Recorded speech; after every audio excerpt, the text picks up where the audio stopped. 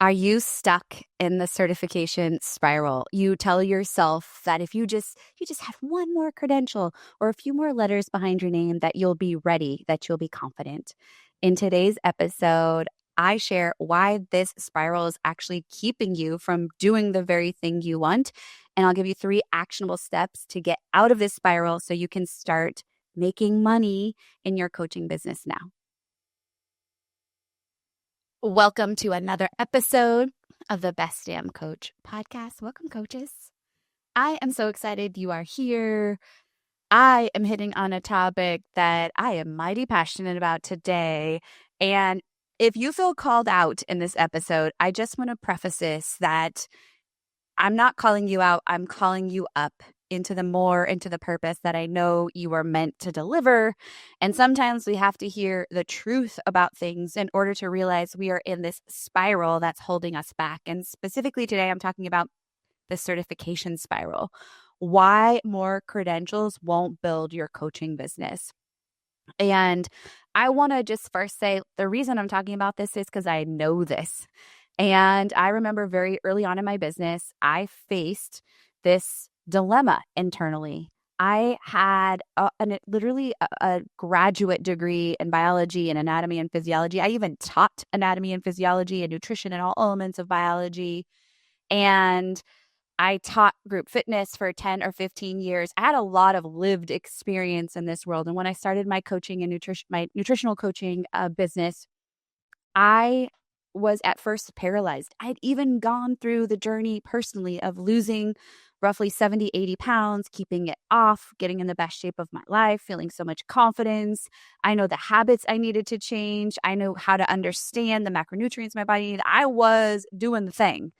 And yet I had this thing come up for me still around, but you're an imposter if you don't go out and get your PhD. So I started looking at graduate degrees and I thought, I got to get my doctoral degree because man, I'm watching all these PhDs and they're talking about all these things like, who am I to? And thankfully, over time, I talked myself off of the ledge. I had a very basic nutritional certification and I decided, oh my goodness, this is enough to meet my clients where they're at. And so what I see though is it's very tempting to want to fall into more certifications will make me more ready, will make me more qualified. But today I'm going to actually combat that. Today I want to walk away with something that's going to resonate deeply for you. By the end of this episode, you'll understand why collecting more certifications often keeps you stuck. And I'm also going to give you, because this is how I roll, 3 practical strategies to build real confidence and expertise in your coaching business that doesn't involve spending $10,000 on yet another certification. I also love like this backstory. I had an amazing client I hopped on the phone with several years ago. She was also leaving her teaching career. This was in COVID. She was done. And she said, Amanda, I'm about to go get this X certification. I know I need to do this before I start this business. And I had to ask her, why do you need to do this? And that whole conversation saved her $10,000. She started taking what she had in the moment, monetizing it. She literally replaced her teaching salary in 1 year. And she is just like, thank you so much to like stopping me from telling myself that I needed these things. And so what I'm going to call the certification spiral is this. It happens when coaches believe they need just one more credential to feel ready. I think the psychology behind it is, for me, it's a fear-based decision. You are worried, like, are my clients going to ask me like what my credentials are? Am I going to know what to say? Am I going to say the right things? Am I going to know it all? And it's really made out of imposter syndrome. This idea that as you stand right here, right now, you do not have anything to offer. You're not authority enough. You're not credible enough. You don't have enough years of experience. And it often is also rooted in this desire for external validation. Like, okay, if somebody says, okay, ding, you are qualified, then all of a sudden it's going to be this magic shift of energy that has you propelled into the world coaching clients and making money, which is not the case. And I think it's also rooted in this perfectionism. For many of you, and I get this because I was there, is we were brought up in a world where academia is heavily weighted. And so academia trumped lived and learned experience. And that was like higher on the pedestal. It was more of perfectionism and rightness are all aligned. And so I think why this happens often in the coaching world is we don't really have like a single governing body or standard in coaching. I think we can all agree to that. And the beauty of that is I believe that actually your lived experience often carries way more weight and value to what you bring as a coach over the academics. I mean, I've literally had doctors on my caseload as nutrition clients and people who have gone to business school and have degrees in business who are learning from me because the textbook really didn't give them anything, right? It's rooted in theory and not real life application. And so the problem with the coaching world is that because we lack this kind of standard governing body, then the credentials are all over the place. You can have somebody making millions who's never been certified and somebody who has all the certifications and is highly credentialed making very little money. And this is kind of going into what we're talking about more specifically a little bit later on. I think that we're coming from industries where credentials are emphasized. I think that this is kind of actually friction and future friction inside the coaching world is, but what is the standard? This life coaching school says it's the best. This one over here says it's the best. And so I think it's very also easy to compare yourself to coaches that have more letters behind their name and for you to fall into this trap that letters equal experience and effectiveness, which has not been the case ever in my life, to be frank. I have had some of the worst teachers or professors in college with the highest letters behind their name. I've also had some of the best athletes that I've been in a CrossFit gym or basketball court with who are the worst coaches because that textbook learned experience doesn't translate to peopling. It doesn't translate to understanding human behavior or curiosity. And so for me, what this leaves you with, if you can relate to this and you're like, oh my gosh, she's speaking to me, I know exactly what she's talking about, is that I think at the end of the day, what it costs you is the financial investment of these certifications doesn't necessarily translate to ROI. Like we tell ourselves, if I take this certification, I'll be more confident, I'll make more money, but that is not proven. And more often than not, what I find it often perpetuates more purchasing of more certifications. And what it does is it takes you away from building the business.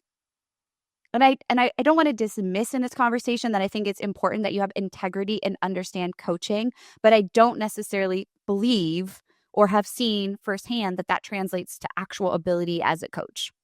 And I believe it creates dependency on external validation rather than the confidence that you build solo. And this is why so many of you are trapped in this cycle. You want to keep learning from people because you keep finding like gaps in your own coaching. And you think that you have to fill all of them before you go out and actually get paid to do what you love. So I'm going to revisit a topic I recently recorded because I think it's important is here's what clients are actually paying you for. The 3 most key things. And none of these have to do with your knowledge or certification. 1, they're paying you for proximity. They want direct access to someone who can help them solve their problem fast. They want accountability. They're not just Googling it. They want somebody to hold them accountable to the goals and the deadlines they set. And third is they want support in implementing it. Their lives are busy. They're navigating like all these hats they're wearing, and they want you to help guide them. None of these have to do with the number of certifications or credentials that you hold. And so it's this reminder that information does not equal transformation for you as a coach or for your client. Just because you're taking in all of this information from credentialing doesn't mean that all of a sudden you become this magical business owner or an effective coach. Clients don't care actually about your credentials as much as you tell yourself they do. I mean, I can't even think over 8 years, 5 times even that somebody has said, okay, but what credentials do you have? And typically that's a red flag for me because I'm not really sure if the client cares about their results or if there's some sort of status or something that they're looking for. I'm kind of like, well, why does it matter to you? Tell me more. And so I have so many examples of successful coaches in my world or colleagues that I know that have minimal certifications, but have created amazing results for clients. And often that's because we're so dang passionate about what we do, and we study our clients, and we put in the work and energy to understanding them, that it just drives this level of outcome that isn't created because of academic success. And so the irony is, in my opinion, coaches who are busy serving clients often have fewer certifications than those still preparing to launch. And if that hits you like a gut punch, I just am here to lovingly nudge you, like we can help you get out of that. So how do you know? How do you know if this is you, first off? So how do you know if you are that person stuck in that certification spiral? I'm going to just rattle off a few examples of this. One, you keep delaying launching your business until after just like one more certification. You say like, oh, I signed up for this thing, and as soon as this wraps up, I'm going to go ahead and like tell everybody about my business. And then you get there and you're like, well, but I need one more thing. And you might have done that multiple times. You have multiple certifications, but few or no paying clients. In fact, you might have lots of certifications and zero clients. You might also be stuck in this spiral if you actually find you have an inverse relationship between the number of certifications you have and the confidence you actually feel. So what I mean by that is you feel less confident after each new certification rather than more, which actually isn't the purpose. Another reason or a sign you might be trapped in this is you're spending more on education than you're making from clients. Or you use this idea like, I'm still learning, I'm still like in this program as I'm going to say excuse, that was a Freudian slip, but as a reason you're not putting yourself out there. And you believe that your struggles are more knowledge-based rather than courage-based, which is usually not the case. And lastly, a sign you're stuck in this spiral is that you compare your credentials to others and you just constantly feel inadequate. And I want to say I have love for you. And if any of those or all of those things hit you, it's out of a desire that I believe like the world needs you to show up and deliver results. And they can't experience the results you have to offer if you're not talking about and out there offering those services to people. And so all that aside, you might really feel like this episode is speaking to you, and that's the goal. Is what I want to offer now are 3 practical ways to break free from this spiral so you can actually go out and get paid to do what you love and actually get clients. So step number 1 is I want you to shift your mindset. And it is like, it's kind of this thought of I'm right where I need to be, or this idea of coach from where you are. So what we have to first do is recognize that we already have adequate knowledge and life experience to help someone. And if you're telling yourself you don't have that, it's because the person you're trying to help is out of your scope of practice. It's like me trying to help multimillionaires. For me, that's out of scope. I haven't done that thing, right? I haven't made multiple millions in 1 year in my business. And so why would I go help somebody do that? It's like me helping someone navigate a divorce. I don't have the qualifications to do that. As a life coach, could I help them? Sure, but that's not really what I'm there for. So you already have you already have enough knowledge and skill to serve in your scope of practice. And so the way I see it is the most effective way to do this is to solve a problem you've already solved for yourself. One thing I noticed massively shift my business in the early days when I was so stuck around, like I'd have my PhD, these nutrition people, is I had to move away from this how to lose weight, how to increase my metabolism, whatever the things is. Or now it's how to get more clients. Those are great, but they don't reflect my personal journey. So then I had to shift. It's actually how I lost the weight, how I maintain habits, how I grew my business to the first 6 figures, how I launched the podcast. Immediately, that shift puts you in the driver's seat of the content that's accurate and personal to you. It goes back to this coach from where you are mindset. The goal of the coach is not to be perfect. I think some of the most brilliant coaching I've had and that I've offered is in moments where I couldn't actually solve the problem or have the answer. And I was honest and I said, you know what? That is like a freaking awesome question and I can't actually answer it for you. I'm going to make some notes And my homework for you is to go back and dig into this problem a little bit more or find the solution. And on our next session, we're going to come back to it. And then I actually showed up and did the thing. Right? Coaching is about solving a problem. It's not about being perfect. We could have 5 coaches coach the same client on the same problem, and all 5 of us are going to do it differently, and we're going to create different solutions. And that's why it's so cool for you to just start from where you're at and lean into that lived experience more richly. And I talk about this in the FBL. I talk about this in the SBO, literally every single one of our programs, especially the Framework Builder Lab. I'll drop the notes to the FBL, because if this is something you struggle with, you should definitely join, because I want to help you workshop this in real time and really see that. So your homework from step 1 is just take a 5-minute journaling time. And I just want you to write down all of your lived experience and the value you already bring to the table. Right? What do you already bring? I'll give you a great example of a student in the FBL. And she was essentially a life coach. And she was wanting to do huge work around relationships. And she said, but I'm not qualified. I'm not married. And I was like, okay, well, relationships are a big topic. And so I had her write down all of her lived experience navigating relationships and the value she could already bring. And she had this laundry list of ideas. And I was like, okay, looking at that list, then who are you most qualified to serve right now? And it was instantaneous clarity for her. She was most qualified to serve people that were trying to work on their relationships with their mom. I was like, trust me, there's plenty of people that need support around that. So again, I want you to take that action item or action step. Okay, number 2, tangible step. You need to go coach real human beings. Here's a bold statement I'm going to make.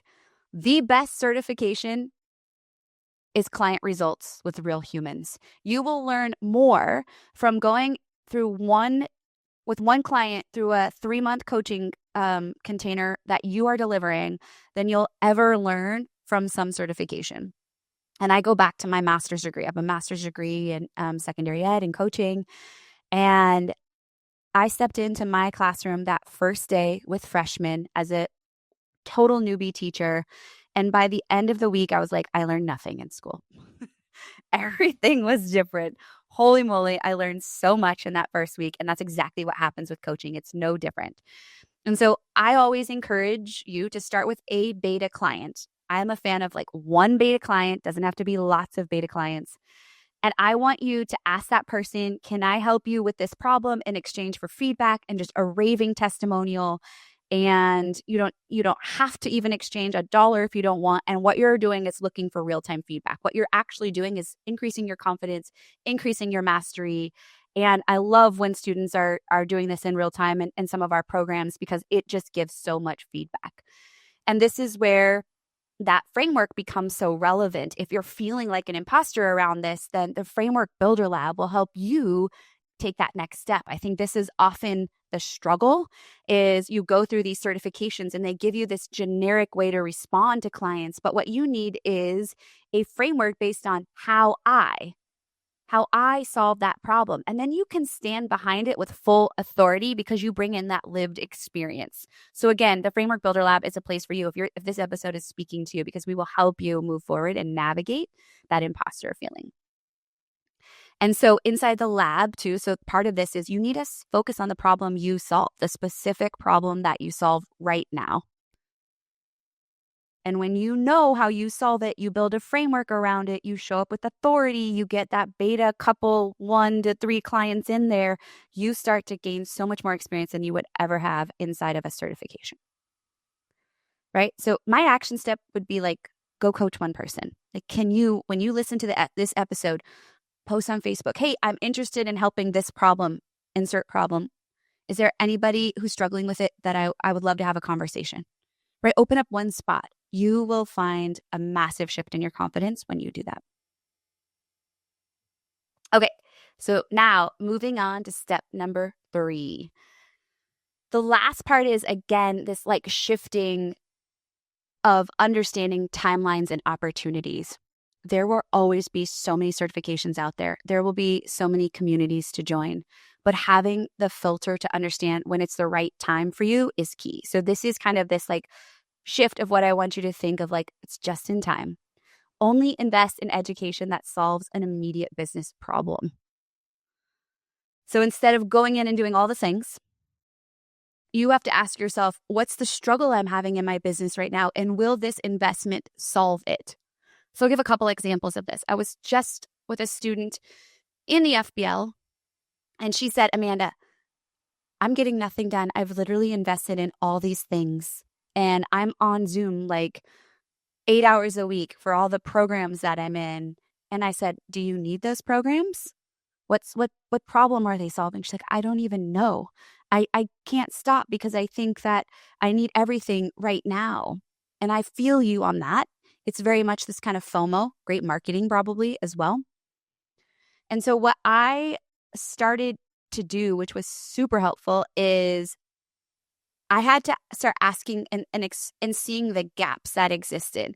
And so I would start just making a list of things that I saw in my coaching that were missing and things that I saw in my business that were missing, which led to like 2 of the last investments I've made in my business. I knew I loved hosting webinars and they were working, but I wanted to learn more about webinars. I was kind of stuck. I didn't know how to optimize and scale them.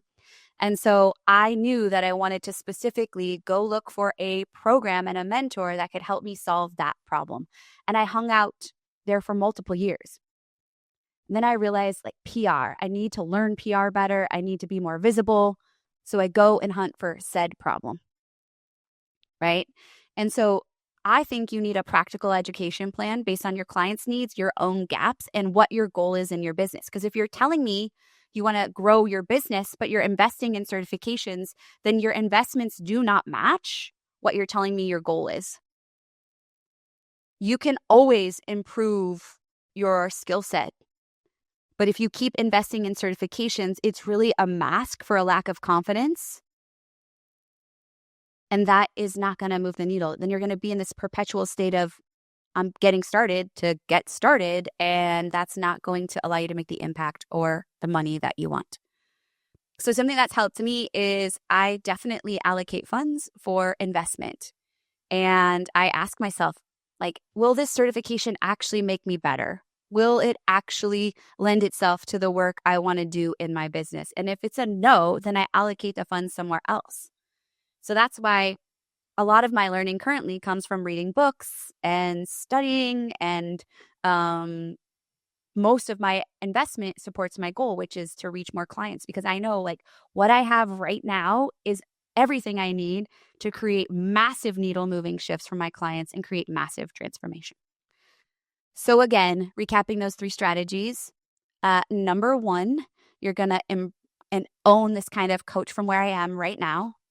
Number 2, you're going to actually coach real human beings. And number 3, you are going to just own this idea that like, I'm going to invest in things at the most perfect time when I need them. And I believe, as you're reminded, like your clients need you right now, not perfect. You don't have to have it all figured out. You don't have to be a million steps ahead of them. Honestly, you can be just 1 to 2 steps, and you're going to keep growing and they're going to keep growing. And if you don't feel like that is true for you, then I think the more internal work you do around that lived experience, you're going to see that. And so for me, the courage to start is way more valuable than the perfect prep that goes into it. And I think that the most successful coaches will find this balance of investing in their learning and certifications and growth. But much of how we get better as coaches is through coaching real people. And that will never be a replacement for something you read in a book, or honestly, even role play that you might do in a coaching certification. And to be quite frank, beta client experiences where there's no money exchanged are very different than when somebody's even paying you for your services. And so I want you to feel what that looks like. Feel what it's like to ask someone to invest in you and your coaching and the transformation you provide, and be able to walk them through a framework and a process that guarantees them results. That will never, ever, for me, replace what a certification could potentially give you. And so I hope you found this episode helpful. It's out of love. If you want to talk more about this with me, of course, feel free to grab a spot on my calendar. We can talk about how I can help you get out of that loop. You can head on over to amanda-walker.com/let's chat, LETSCHAT. It's a direct link to my calendar, and we can talk about how I could best support you, which one of our programs are going to help you move through this. And I'm just honored that you're here. If you feel like this episode supported you so well and you feel like you definitely need to share it with a friend, then please just copy the link, send them in a text message, post it on your stories, wherever feels most perfect for you. And I will see you next week. So until then, go coach them up.